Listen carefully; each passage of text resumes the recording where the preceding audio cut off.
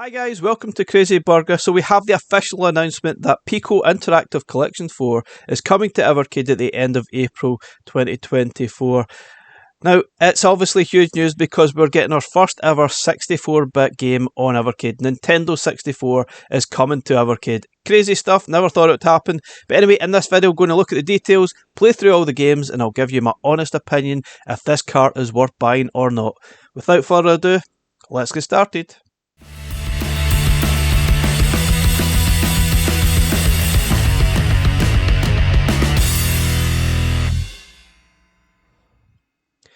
Okay guys, so Piko Interactive Collection 4 coming to Evercade, first ever 64-bit game on the systems, which is very interesting indeed. Now, I'm not shocked that Glover's coming to Evercade, but I am surprised we're getting the 64-bit version. I really didn't think it would happen, due to the fact, obviously, I'm not sure the Evercade was that powerful enough to do Nintendo 64. The emulation is tricky to do in a lot of different systems out there. I've not seen it done well on too many things, so that's going to be interesting, how well the emulation is going to be, how it's going to control. I'm not really worried about the D-pad, I'm more really concerned about the camera controls on Evercade. How's that going to work? So certainly very interesting. It's obviously huge news and I'm really excited for that. It will probably open the door for more Nintendo 64 games on Evercade, but what that will be I do not know, but certainly massive news there. We've also got Risky Woods, which is a 16-bit platformer from the Mega Drive. I think this was also on the Amiga. As you can probably tell by the graphics there, it does look like an Amiga game. We've also got Zero Tolerance Underground, which is another sort of Mega Drive Genesis first-person shooter, and this is basically tacked on levels that was supposed to be released as part of the Mega CD version. I think there was maybe about 10 levels or so that was made to be added on to that as a special version, but it never actually got released. So we're getting this as much like a sequel, I guess, that they've just released as part of the Zero Tolerance sort of series. So this is Underground. It's basically more levels. It's more or less the same, but it's still pretty good stuff at the end of the day. We've also got Street Racer. I'm pretty sure this is the SNES version, and this is obviously a Mario Kart clone, but it's really good. I remember playing it on the Mega Drive back in the day, and it's pretty decent. We also have Target Renegade, which sadly it's the NES version. I think a lot of people have fond memories of the Spectrum version, which was highly rated back in the day, but unfortunately it's the NES version, and I don't think it's anywhere near as good. We also have Skuljagger, Revolt of the Westicans. What a name. So it's a 16-bit sort of platforming adventure, slash 'em up style thing. I think it's the Super Nintendo version. This looks alright, but I don't think it's that great, to be honest. But anyway, we'll find out in the video. We've also got Bad Street Brawler, which is a NES style game that was released as part of the Nintendo Power Glove, if you ever remember that crazy monstrosity that was released back in the day. We also have Mermaids of Atlantis, which is obviously a puzzler, 8-bit puzzler. I think it's a NES game that we've got here, and it looks a little bit like Bust a Move type of thing. We've got Star X, which is a Game Boy Advance game, and this obviously has Star Fox vibes going on there, which isn't obviously a bad thing. We've got the Fidgetts, which is a puzzle platformer, and obviously it's a Game Boy game. Now, if you look at their trailer for this, they've obviously got the black and white graphics, but in this picture it's the standard Game Boy graphics. Now, it'd be great to actually have the option to choose what filter you could use on those Game Boy games. Maybe that'll come at some point of Arcade, but I think that the black and white sort of graphics are probably better, but if you maybe have nostalgia, you might want to have the original sort of green style look that you remember from back in the day. Anyway guys, that's the games. What we're going to do now is play through all of them, and I'll give you my thoughts as we go. Let's go. So there's no doubt that getting Nintendo 64 games onto Evercade is a big deal. I'm not sure I ever really expected it. I think given maybe the right game it was possible, but emulation wise it's always been a tricky format over the last number of years. Even the Nintendo Switch didn't really get it right either, so it's going to be interesting to see how this game translates onto Evercade products, and by that I mean the original handheld, EXPVS, how will the controls work, for example. I'm not really worried about the D-pad, I'm more really concerned about the camera angles, because obviously if you remember the Nintendo 64, it had a really odd controller, had a lot of different buttons, and it had a camera button as well, so not entirely sure how that's going to translate onto Evercade products. No doubt they're going to have to utilise the shoulder buttons somehow to manoeuvre the cameras. I guess it's possible, but will the emulation be any good? Who knows? Is this a tricky game to emulate? Not entirely sure. It's probably not the worst game, I guess, but we'll find out soon enough. Now, obviously about Glover, is it a good game? Now, I'm not entirely sure. I think gladly, if you look at the reviews for the PlayStation version against the Nintendo 64 version, the Nintendo 64 version definitely was the better rated game. So that's one thing. So we're obviously glad it is the Nintendo 64 version that we're going to get. But it's a tricky game to get into. Obviously we've got those awkward camera angles that were typical for those games at that time.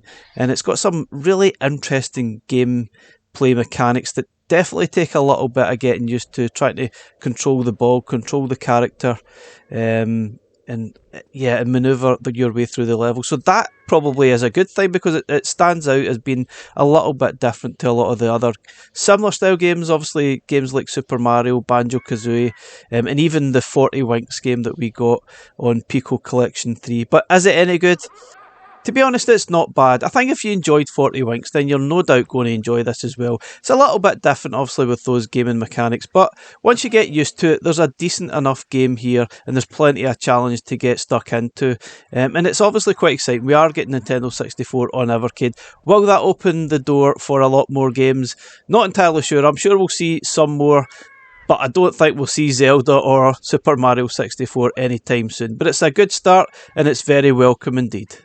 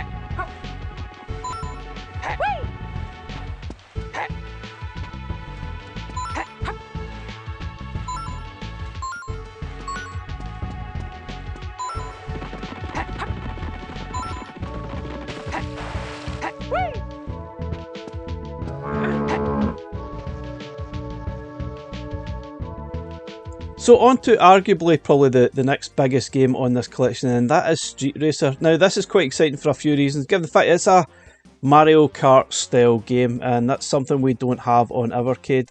And this is actually pretty decent as well. I remember playing this back in the day, but it was probably the Mega Drive version I played. I'm pretty sure the version we're getting is the SNES version. No idea what the differences are. You can see there you've got some options to play some different style games, such as Rumble and a soccer style game that's a bit like Rocket League, but probably nowhere near as good. But anyway, the main part of the game is the racing, and you've got the choice of 8 different characters. Now for some reason, I don't know why, but this game and this character here, this thug-like character, always reminded me of Power Drift on the C64 for some reason. I'm not sure how much inspiration they got from Power Drift for Biff, but anyway, it just reminded me of that. That was a fantastic game, but this is very different style game. This is Street Racer, which is more like your Mario Kart style game. Quite obvious when you look at it, it's clearly a Mario Kart style game, and it's actually pretty good. It's pretty difficult to get stuck into. I don't think it's as forgiving as Mario Kart. I feel as if you do badly, sometimes the other competitors will just be as bad and you'll be able to progress a little bit easier. But for me, it was a difficult start. It definitely, you need to get used to the controls and the tracks before you start to make a bit of progress. But maybe I'm just rubbish. I don't know. But it's very good. It's a decent game. And obviously you've got that chance to play multiplayer, 2-player, 3-player, hopefully even 4-player on your Evercade VS, which would be fantastic. I think this is brilliant that we're getting this on Evercade. And it's probably one of the main reasons to buy this collection.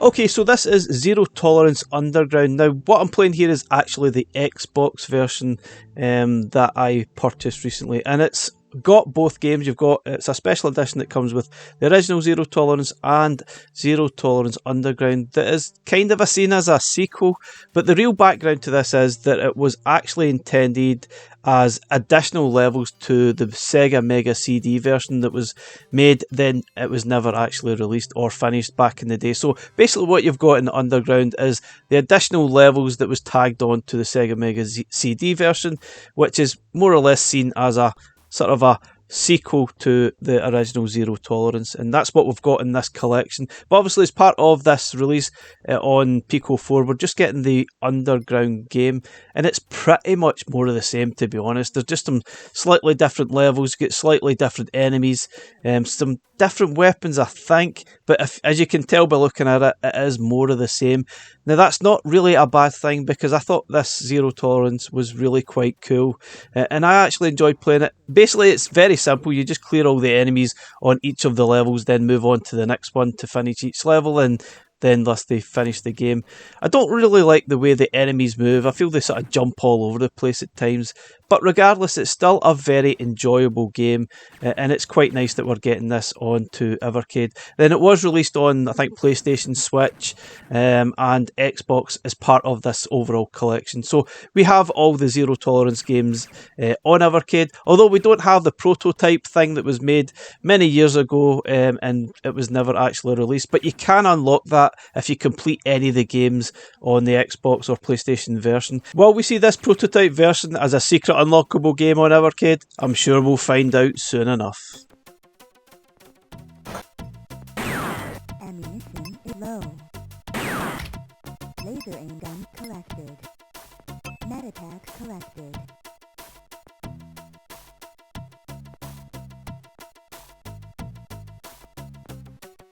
Hand grenade collected.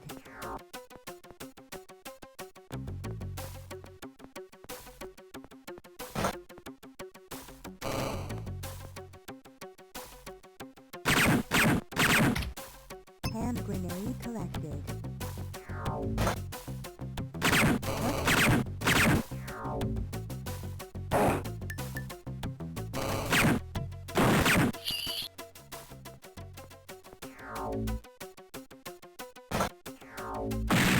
Ammunition is low.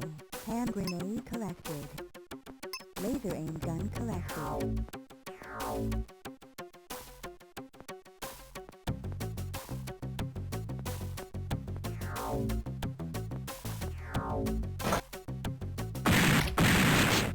Laser aim gun collected. Laser aim gun collected.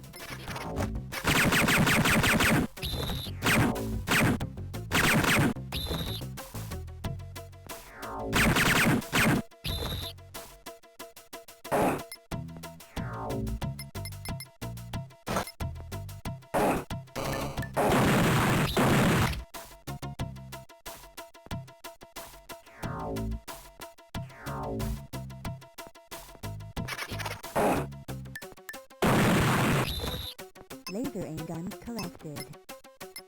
Shotgun collected.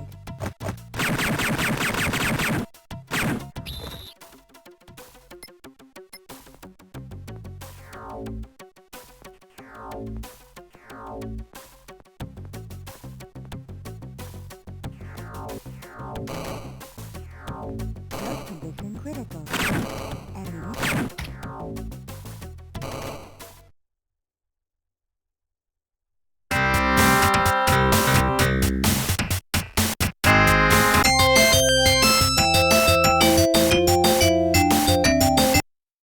Okay, next up it's Risky Woods. Now, obviously looking at this, you will think this is an Amiga game, and it does look like an Amiga game. It totally screams that. It was actually originally, I think, an Amiga game, then ported to Mega Drive and a few other formats as well. This is probably the Mega Drive version that we're going to be getting on Evercade.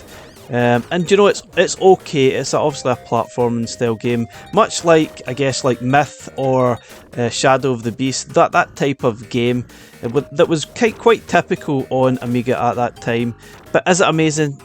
Not really sure. It's playable, but it's a little bit frustrating. I feel as if the enemies just keep respawning, just keep coming at you, and it does get a little bit, I guess, tedious and a little bit frustrating and a little bit tricky to actually play. But it's not bad. I'm sure it'll get its fans out there that will enjoy playing this style of game. I'm just not really sure it's for me, to be honest. I'll play it a few times and then probably never really go back to it. But I know for a fact there's a lot of fans out there that enjoy this style game.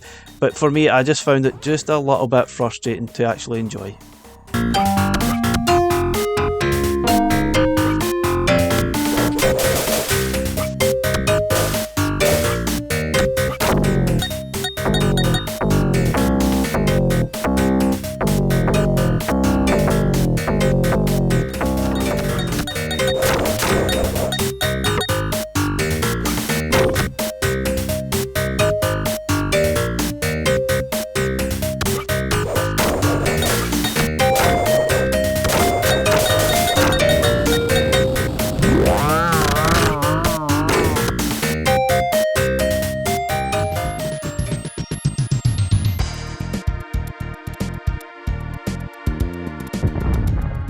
Okay, next up it's Skuljagger. I think it's Super Nintendo version we've got. It's a scrolling sort of slash 'em up style game. Now graphically it looks okay, but I think once you play through the game, look at some of the things that are going on, it's basic. It doesn't feel the best developed game at all. There's a lot of sort of, I guess, things that the developers try to do, like fade ins, fade outs, and maybe some of the sort of shimmering backgrounds that you see there that's supposed to be, I guess, the ocean. Now it's okay, but once you sort of move on to current gen stuff and high definition graphics, it doesn't show up very well at all. It might have showed up fine on a old style TV, but on this it really doesn't look great. And it's got some sticky ladder syndrome as well, where sometimes you just cannot go up and down these ladders. Now it's not entirely clear what your health bar or points are. I'm not sure if those gems indicate that or not, but at times I think I either got one hit, two hit, and then I died. And then when you do die, you go all the way back to the beginning of the level. So it's very frustrating to play. I didn't really enjoy this one at all. I'm sure some people will enjoy this, but it certainly gave me vibes of the recent Sword of Sodan game. It's probably a little bit better than that game, to be fair, but it's still not an amazing title at all. It's one of those games you really wish that Blaze didn't bother putting on the collection, or found something else better that they could replace it with. It's very, very average, and maybe even verging on poor.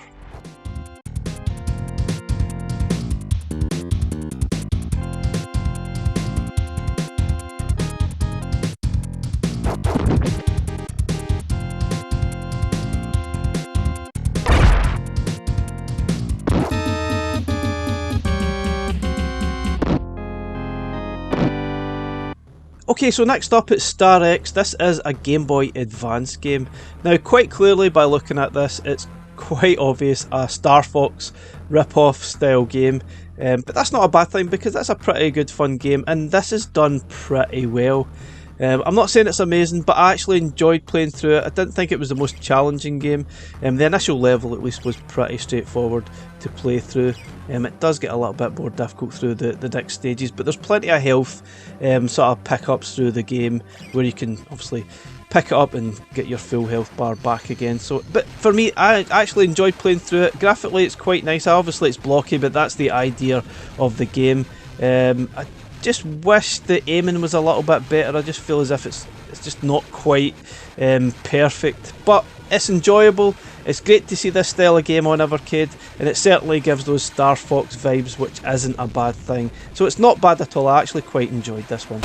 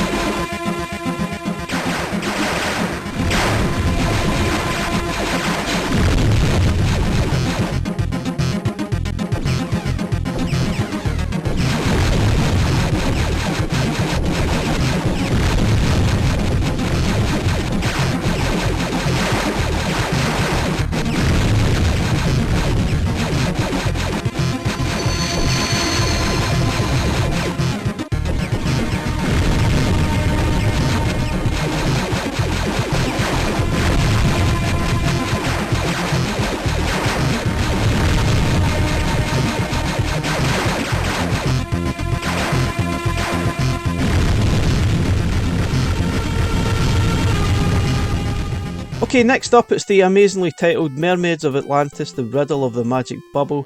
Try and say that a few times while you're drunk, you'll totally mess that up. Now, Blaze always seem to like to put these style of games on some sort of collection. We seem to have a vast collection of these style games. Are any of them any good? I really don't know. They're all pretty similar.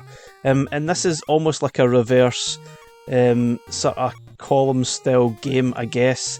The bubbles are floating upwards. You need to match up the colours so they disappear. If you don't fill in the gaps, it gets filled with a bubble, that type of thing. It's alright, it's just a little bit boring, it's a little bit weird, but it's playable, it's fun enough. I'm sure some people enjoy it more than others, but it's alright. It's hard to really fault, to be honest. And I guess until we get Tetris or bust a move onto a car or even columns, then this is as good as it's going to get, I'm afraid. It's certainly playable, it's not the worst game at all.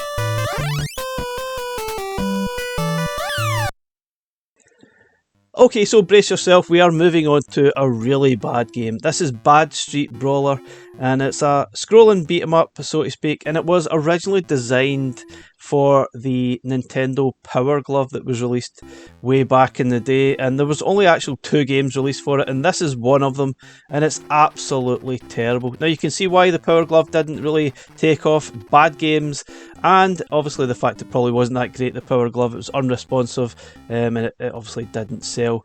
And this game is absolutely garbage. It really is poor. I've no idea what's going on with the graphics here. The enemies just look really weird. Some kind of circus acts sort of going across the street here, and the main character somehow, and I hate to say it, he looks like Jimmy Savile in his later years. Just weird, absolutely bizarre, and that probably describes this game perfectly. Weird, bizarre, but absolutely rubbish.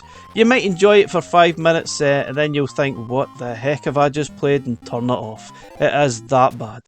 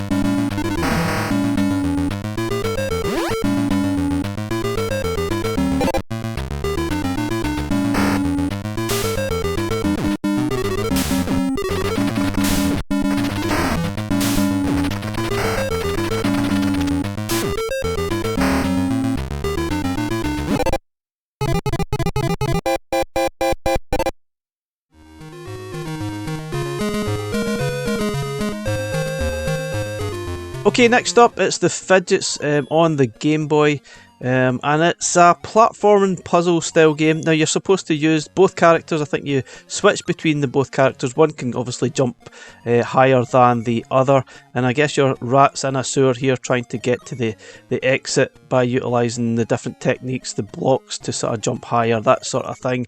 but to be honest, I found this extremely tedious to play through. It's so slow. It's, no, for want of a better word, it's quite fidgety to actually control. I just don't think it's a great style game at all.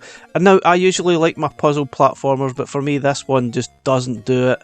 I just got really bored and a bit fed up. And you're obviously against the clock to try and get to the end. And I got to the end no problem with one character, but try to do it with two of them in a certain time and place the blocks in the right place was just totally frustrating. And honestly, I really didn't enjoy this one at all. It's just boring.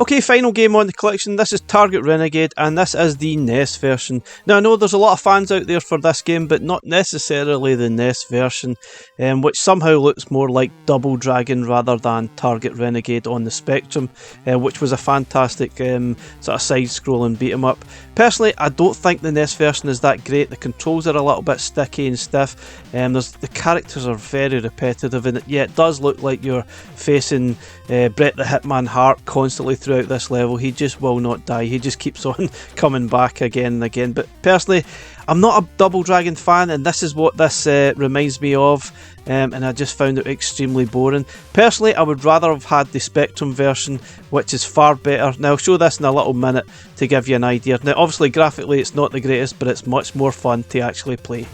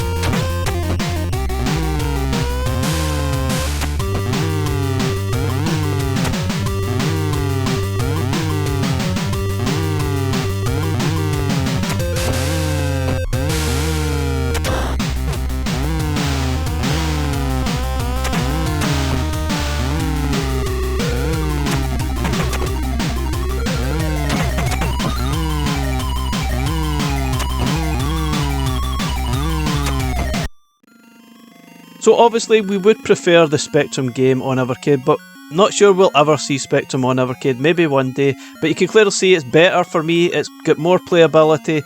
Yep, it's got a lot of yellow graphics. Yep, it's got colour clashing, but at least the graphics don't glitch like crazy when there's too many graphics on screen. But there's more manoeuvrability, there's more fun, it's just a better game overall. Okay guys, so my final thoughts on Piko Collection 4. Now it does seem that these collections will go on forever, and I'm pretty sure we'll see even more on Evercade throughout the next year or two. But overall, this one's not too bad. There's some really interesting games on here. Obviously, Glover is probably the bigger one, along with Street Racer, and maybe even Zero Intolerance Underground. There's a few games that are not that great. I didn't think Skuljagger was that good. Bad Street Brawler isn't great. The Fidgetts isn't amazing. And yeah, Target Renegade probably isn't the best version either. But still, it might even be worth buying just for those three games, like Zero Tolerance, Glover and Street Racer. These are three really decent games that would be brilliant in any collection. So it's really one of those things you have to weigh up. Is it worth getting for these three games? Now, I would say yes, it is worth getting just for these three games. Just put up with the crap other games that are on the collection. And personally, I think this is probably a better collection than Piko Collection 3. Anyway guys, that's my thoughts. Thanks for watching. Catch you again in the next one. Bye for now.